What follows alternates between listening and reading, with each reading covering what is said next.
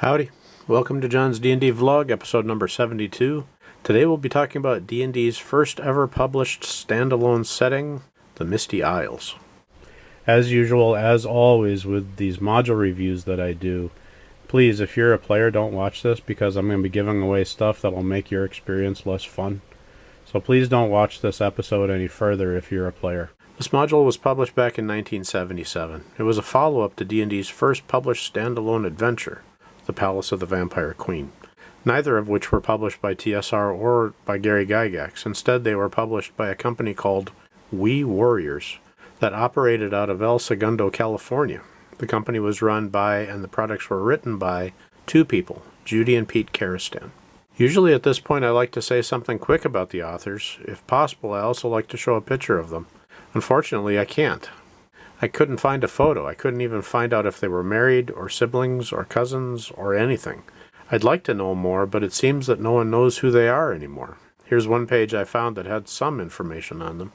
On it, it says that the folks at North Texas, Doug, Bad Mike, etc., should have contact info for them, but when I contacted the folks at North Texas, it's an annual old-school RPG convention, no one there knew anything about them. Here's the entire conversation I had with them. I assume I had this conversation with the guy named Bad Mike. The Wikipedia page for their company, We Warriors, is where I found out that they designed their adventures in El Segundo, California.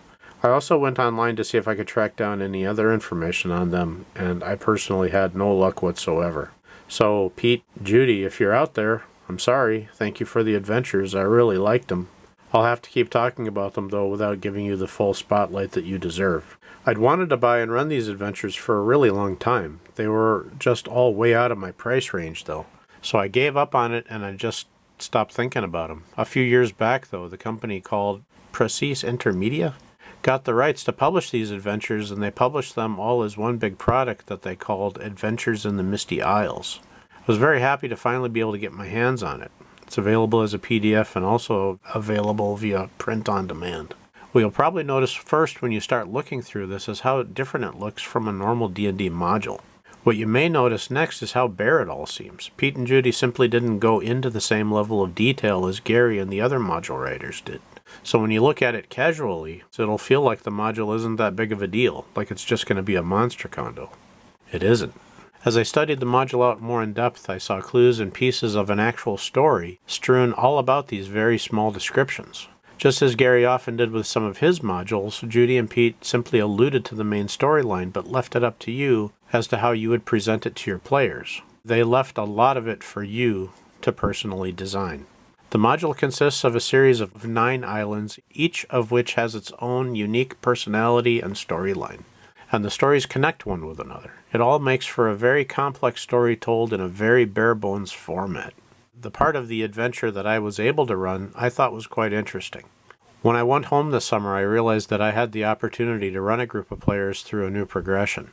I knew I didn't want to do something I'd done before, and 2 of the modules I've always wanted to run players through was Ravenloft and the Tomb of Horrors.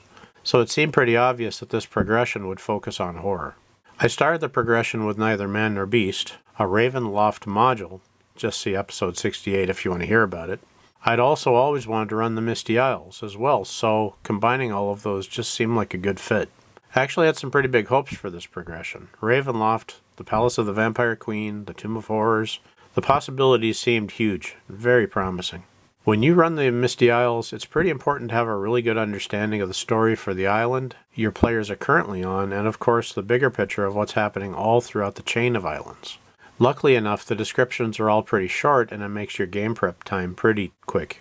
In the module, you'll see the maps for 9 islands, but there is no larger map that shows where these islands are in relation to each other or to some nearby continent. That'll be your job to figure out where to arrange them within your own campaign.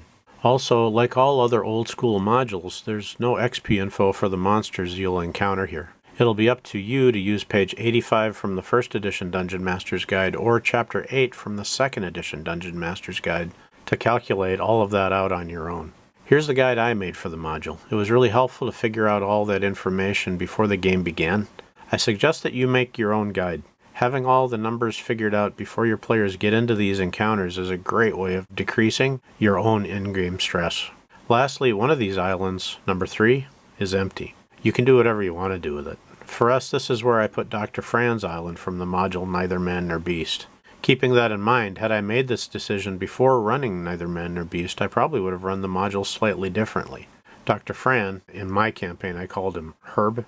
He may have had some knowledge of the goings-on on the other islands around him, and it may have affected some of his decisions. When the players finished up Neither Man Nor Beast, they took Dr. Fran's boat and tried to find their way back to the mainland. They had lost their way during a storm and the captain was dead. No one really knew much about sailing in the party. Luckily for them, some new players entered the game halfway through, and I allowed them to play the part of some of the deckhands from the boat Sunset Empires from Neither Man Nor Beast that had survived the crash with them. So some of them knew enough about sailing where they were able to use the boat and get off the island. None of them knew this area much though, and finding their way back to the mainland was still going to be a big challenge. I have 2 progressions that have the Tomb of Horrors in them. Unfortunately, I've yet to run the module. Players simply don't make it that far. I really do want to, though. One interesting idea I had, though, was to find a way to connect the party to Asarak all the way at the very beginning of the progression. Fortunately, Neither Man Nor Beast offered me a very easy way to do this. In the beginning of Neither Man Nor Beast, a man named Maxus offers the party 500 gold pieces apiece if they'll take a box back to the wizard he once stole it from, Asarak. He has a disease that's killing him, and it fell on him as soon as he stole the wizard's object. He's hoping that his disease will be cured if he can return the object to Asarak, and he's going to hire a party to do that. In the module it says that in the box is actually just the figurine of a raven, but instead I put in one of Asarak's eyes. Maxus makes the demand that they never look inside the box to see what's in there, and if they do, it's vital that they never touch what's inside. From that point, if any of the players come into physical contact with the gem, which probably is at some point going to happen, a permanent connection is made between that player and Asarak. In the beginning, Asarak will simply speak to the player as though he were an innocent man who had been robbed. He'll present himself as a very old and absent-minded fool. He'll be very grateful if the party ever returns his eye, and he promises them treasure if they do. From here on out, though, you get to choose what's going to happen.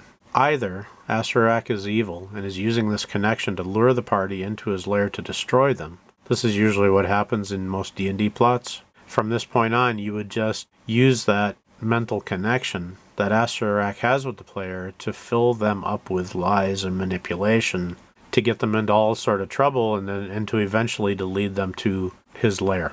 There's another twist, though, that's a possibility, and it's the one I was trying to explore. Asarak is actually the very old and absent-minded fool that he's saying that he was. He's old. He's been a lich now for a very, very, very long time. He's a demi-lich. He's lonely, and he wants his eye back, and he wants some companionship as well. Asarak has been alone for a very long time, and has calmed down. He's not a murderer anymore. Unfortunately, though, all the traps in his lair are still in perfect working condition, and he's forgotten what traps are there and how to circumvent them. So him being a good guy, or at least an okay guy now, isn't going to help the party much. But he does still offer them treasure. And he's got it, but the party's probably going to die trying to get it. In my campaign, I had Asarak, who went by the name of Ace, insist repeatedly how much he would love it if the players could bring him a cribbage board and a deck of cards so that they could play with him. That's what he wants. You know, he just wants nice, happy, friendly time.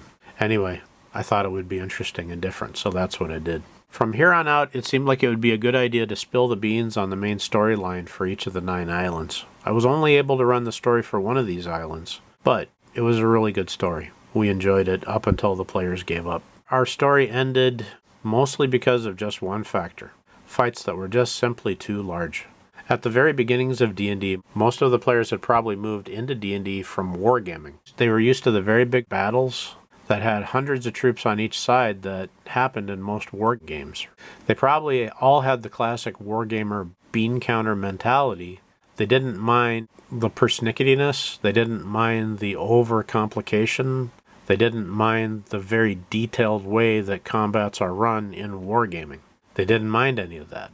So Judy and Pete brought that mentality to D&D, and you have to remember that when this game came out in 1977, we were using the old rules, and in the old rules, the rules actually asked you to have your own copy of Chainmail, where you just used dozens of six-siders to run your battles with. So it's entirely possible, but back then, huge battles were run much more easily using those older rule systems like Chainmail. Anyway, some of the battles in this book are between your party and hundreds of enemies.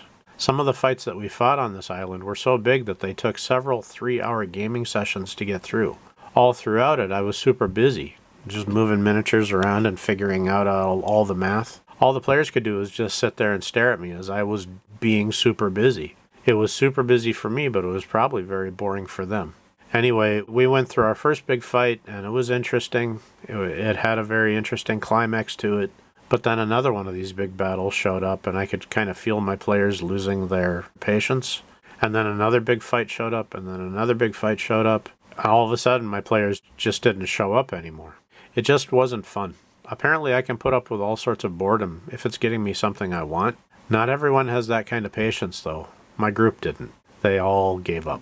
Here's my suggestion. Instead of having them fight huge numbers of enemies, instead have them fight bigger enemies, and not as many of them. So instead of a whole bunch of 2 hit die monsters, you would just have them fight like 8 or 9 hit die monsters, and keep the numbers of the enemy smaller so that the fights don't last so long. That would have saved our campaign. We actually did have a lot of fun until the party gave up. In the island where we mostly spent our time, the Isle of Beauty and Death, there was a lot of psychological potential there. Here's a close-up of my version of the map, and here's what happened to us. Before we begin, though, there's something really significant that you need to keep in mind. Each of these descriptions is for what is happening in an entire hex of this island, which is fine, but then you have to realize that these hexes are really big. The hexes are 18 miles across from corner to corner, and 14 miles across from side to side. It takes 9 hours to walk across one of these hexes. It takes 7 hours to walk across it if you're going from side to side. Sometimes it'll mention the PCs stumbling across one particular guy as they travel through one of these hexes. But, I mean, if you're going to do this with any kind of reality whatsoever, there would actually only be a % chance that the PCs would stumble onto one of these encounters because it's such a big area and there's just the one guy sitting in the middle of it. So, for the sake of the game and the story, just let the encounters happen, even though, honestly speaking, it doesn't really make a lot of sense sometimes. Anyway, to better understand the stories I'll relate, I'm going to have to explain the basics of the enemies on this island. On this island, a meteor had crashed several months previous. The meteor, though, carried within it an alien race of intelligent plant life known as the Trippids. I have a garden. When I first started running these encounters, I just harvested a bunch of onions from my garden.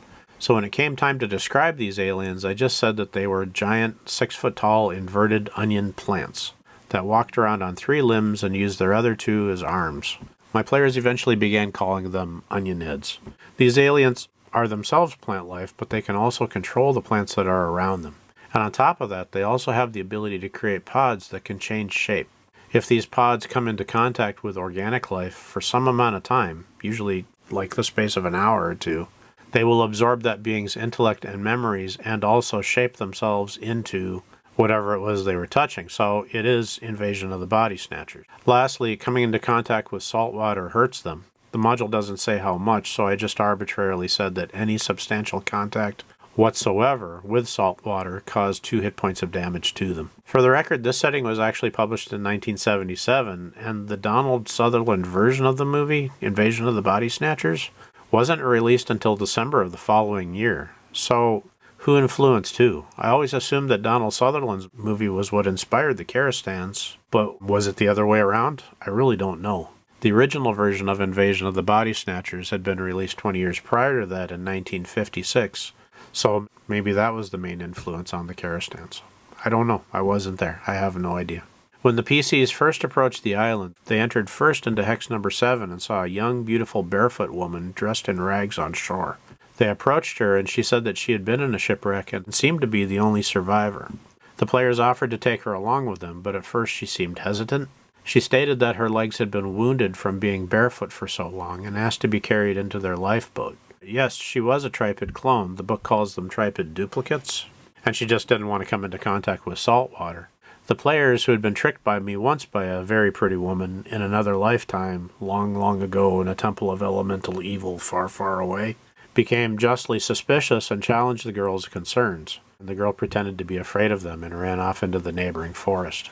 As they traveled through this hex, they also encountered 5 tripids. There was a fight that the players could not win, so they set fire to the vegetation that they could, which resulted in a big grass fire that burned out all of the vegetation through hexes number 7 and 8. They continued to sail around the island and into Hex 8, where they discovered an abandoned city. They later learned that this was the dwarven city of Greybeard. In front of the city, they found many dwarven skeletons and piles of white powder all over the place. They entered the city only to find that all of the streets were now overgrown and appeared to have not been used for quite some time. As they explored the city, they saw one building that had a light on.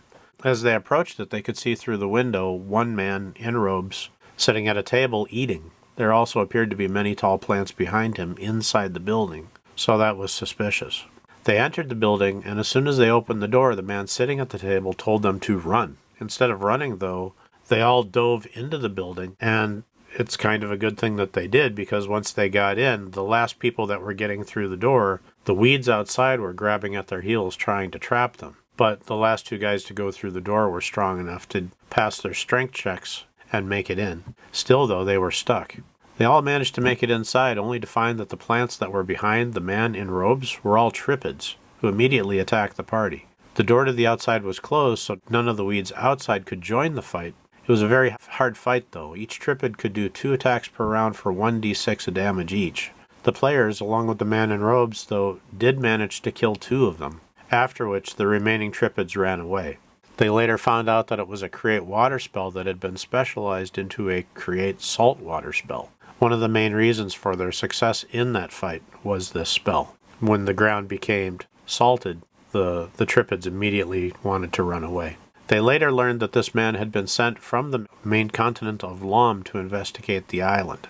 There's a salt works on the south of this island run by dwarves. For whatever reason, all salt shipments from this island ceased several months ago, and it became his job to find out why. As they approached the island, there was a storm, and the ship wrecked. He hadn't seen his daughter since. He had brought her on the trip with him. Farney, the man in robes, was a 6th level cleric. In the book, he's a druid. I'm not much for druids, though, so I just turned him into a cleric.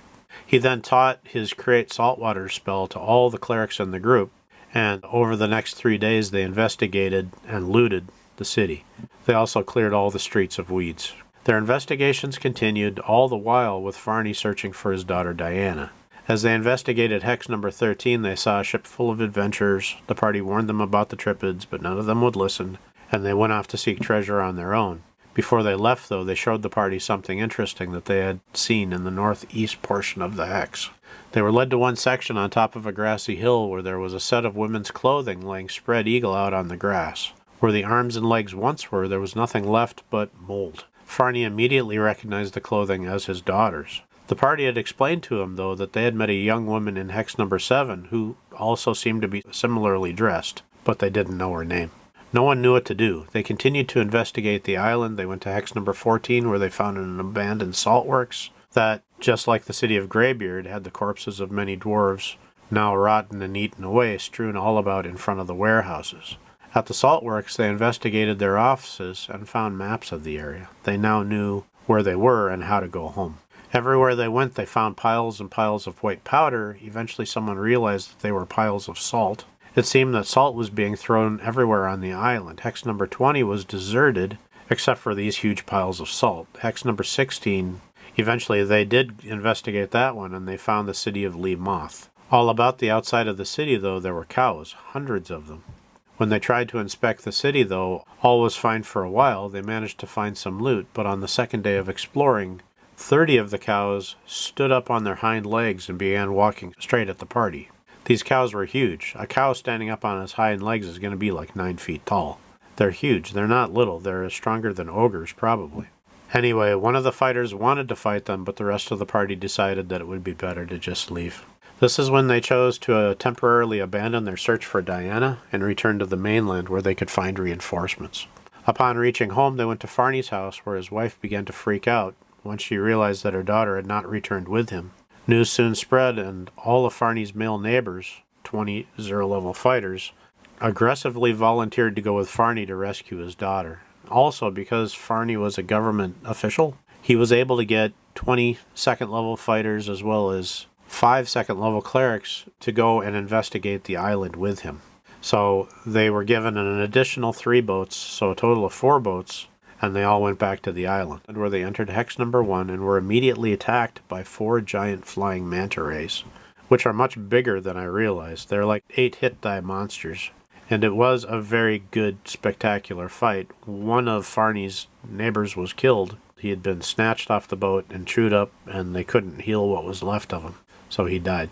They continued to hex number 4, where they saw 80 orcs on the shore. 2 of the fighters were half orcs, and I think the boredom of the previous big fights made the guy who was running both of them just want to do something, just to have something happen. So he screamed loudly, "Brothers!" when he saw the orcs on shore, and then he leapt over the side of the boat and swam to shore. He was unaware of it, but the orcs on shore were the survivors of a shipwreck, and one of them was the prince of the island of Mortok. What he also didn't know was that they were all quite deeply racist, and no part of them wanted to consider themselves as brothers with these half-blooded orcs. What he screamed at them, "Brothers," was actually very highly offensive to them. They did see the boats, though, and they knew exactly what they wanted. All of the orcs wanted the boats, so they jumped into the water and began to swim for them. Meanwhile, on shore, the prince had his guard grab the 2 half-orcs and tie them up. The rest of the party was unwilling to bring the boats into shore to collect their friend.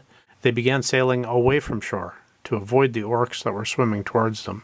Eventually, the orcs returned to shore, and the prince held a torch to the piles of tinder that were being gathered around the bases of the poles that the 2 half-orcs were tied to, and he began slowly counting down from 100. At that point, the archers on the boats released a volley into the orcs, and the prince was killed instantaneously. Immediately, the orcs went back into the water to try to get the boats. They'd been shipwrecked for weeks. The island was a dangerous place, and these boats were the closest thing to hope these orcs had seen in a very long time.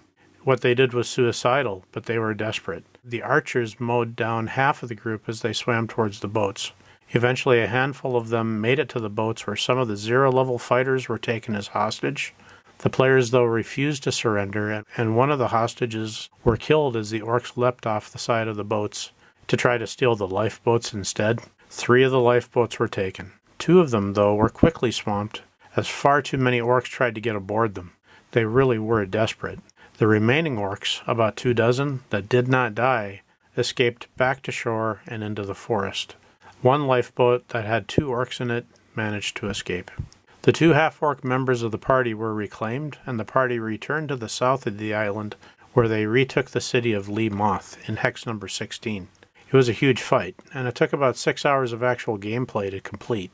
The Tripids were there themselves, but they also commanded hundreds of tall weeds that they sent into the battle before they themselves engaged. The players had dug trenches and filled them with oil and then set them on fire, so the weeds were at a huge disadvantage. Also, during the fight, the players all saw Farney's daughter, Diana, fight alongside the Tripids as well. During the fight, Diana was shot down by the archers, and when Farney went to examine his daughter, he found that she didn't bleed. She had arrows in her, but there was no blood. He examined her wounds and saw that on the surface she appeared to be human, but under her skin, her body resembled the translucent flesh of a stem of aloe that's been cut open. It was green and translucent. Rather than red blood, what oozed from her wounds was green and jellyish. Farney realized that his daughter had actually been killed long ago.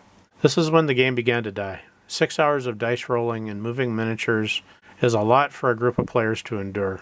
The rest of the story went like this, though. The party realized that the foe that they were fighting against was huge, so they returned, once again, to Rosal to ask for more troops. They were given a total of 500. They returned to the island with this huge mass group of fighters, where they discovered a very long and stout vine. The vine extended from where Diana's body had first been found, and it extended eastward. They discovered it in hex number 8, and they began following it eastward. Had they investigated the rest of the island, they would have discovered 5 other vines just like it that all seemed to converge in hex number 15 at the site of the initial meteor crash. I was trying to run the adventure exactly as it said in the book. I wanted an authentic old-school experience for my players, but in hex number 15 there were 25 Tripids and 800 weeds that patrolled the crater. I was going to have all 500 of the PC's troops clash with these 825 plants, but it was just obvious that it was going to be too big and too boring. To try and make it a little more palatable, I actually wrote a computer program to simulate the fight, But as the players saw their forces begin to lose the battle in this program, they demanded to run the fight the normal way. They really wanted to win, but then they just didn't have the patience to actually go through the process. Right there, right at the very end of the adventure, at the very last boss fight, the players just gave up and stopped coming. Big fights. D&D needs a better way to do that. It left me with some good war stories and a good feeling for the adventure. It was enough for me to be able to write this episode, but it didn't really leave any of us feeling satisfied. So my suggestion still stands. Reduce the number of enemies and instead increase their power. Instead of 80 orcs, perhaps 10 ogres might be better. Instead of 800 weeds, perhaps 20 treants might be better, etc. I think you get the idea. The only remaining thing I could say about this module is that it isn't made for a certain level of character. In most modules, there's a suggested level range for the players who go through it. That doesn't exist here. And depending on where you go, your PCs may run into a whole bunch of little wimpy monsters, or a demon, or an evil level 20 wizard. Your PCs better learn to tread lightly and really be careful as they adventure here. The module really did remind me of what it was like to play in Fred's world back in the 80s. Fred's campaign was often silly. He did it to have fun. There isn't much silliness in these islands. But aside from the missing silliness, the rest of it really does feel like one of those old school D&D games I used to play. It's fun, and sometimes very scary. Make sure you alter it, though, to avoid those big fights. It's just more than the average player can handle. Well, there we go. Thanks a bunch, folks. Have a good week. Have good games. And, of course, as always, have a nice day.